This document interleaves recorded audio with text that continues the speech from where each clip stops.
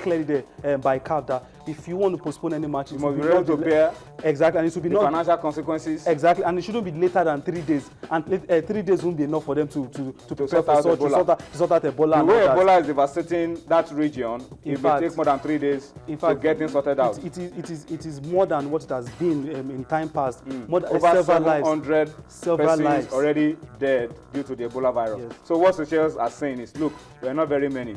We cannot handle this. So Sierra Leone, don't bother. Don't come for the second leg. Take that 2-0 first leg advantage.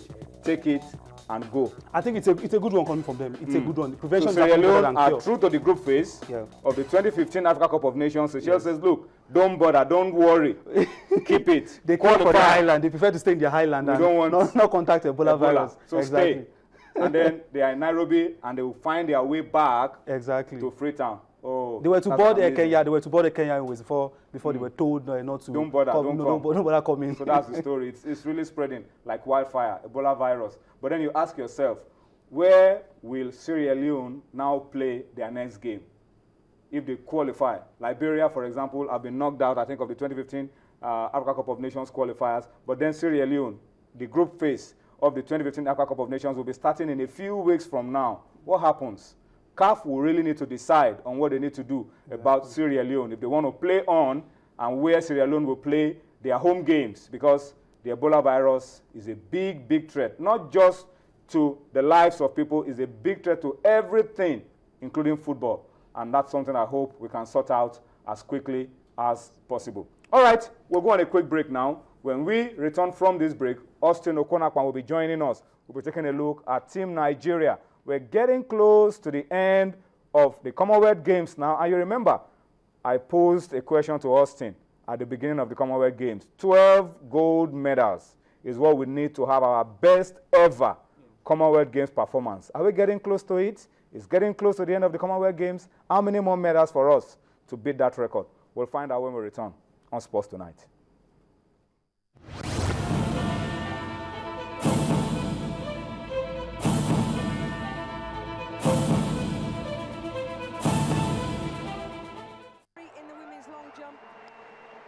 Stadium's loud, the crowd excited, of course, by all the action that's going on around them. 6 meters and 43 in the first round, 6 meters and 39. Nettie leads with 6 meters and 49 centimeters. She's the leader at the moment. This is the third round for the Nigerian.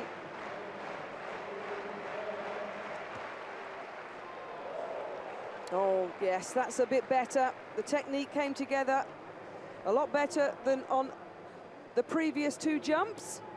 She's going to challenge the lead here is the Nigerian athlete. Arrived here with a season's best of only 6 meters and 40, remember. So she surpassed that in the first.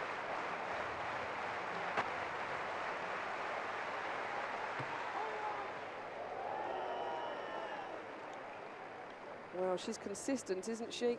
She started with 6 meters and 43 today, then went 6:39. And then put out the lead at the moment of 6 meters and 56. The Nigerian champion this year.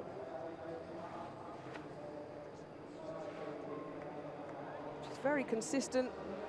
Speed, distances, good on the board. Third place, so she does get her moment on the podium, but the gold and the glory belong to Nigeria. Their first victory in this event for 40 years. There's your long jump gold medalist, Ese Brume of Nigeria, 6 meters and 56 in round number 3. She did a no jump in the final round. Ese Brume, another Delta contribution to sports success in Nigeria.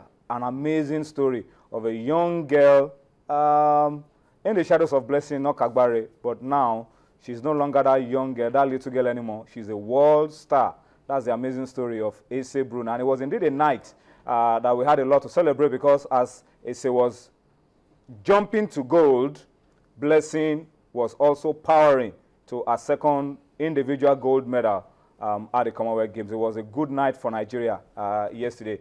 And, well, Austin has joined us now. Austin, we knew that this was there for Blessing. We knew the second gold medal was there for Blessing. She lived up to the hype. Yeah, this is Blessing Okagbare. And you see, she didn't even take this race that serious because she, of course, Once she made that bend, and she it knew was just to coast home. But it was a bit close, but she knew she needed to work, and she did work, and she got the. You see, the other ladies trying to close over. At this stage, she knew she was comfortable. She knew she had won it. This stage, you're not even looking to see who is behind you. You can only see yourself in front. Usain Bolt to say it's me against the time, you know. So for Blessing, the moment she made that bend, she knew the home stretch was hers, and it was a good one because for me, I think she still needs that energy for the 4x100 meters. Remember, I told you that we win gold. The 4x100 meters women, let's see in the relays what they can do. Hopefully, we'll get another gold medal there. We're also looking at the 4x400 meters relay. But looking at Team Nigeria. Before we go to Team Nigeria, Austin, let's spend some time to look at Blessing Okagbare and Ese Brune. Yeah, that's what I was about to talk about. I mean, we've talked about lack of funding. Yeah. I mean, several times during the course of the Commonwealth Games on this show, you've had cause to talk about lack of funds. We've also talked about administration. We've talked about a whole lot of these things. Blessing Okagbare and Ese Brune are a good example of how state and private sector involvement can get you far.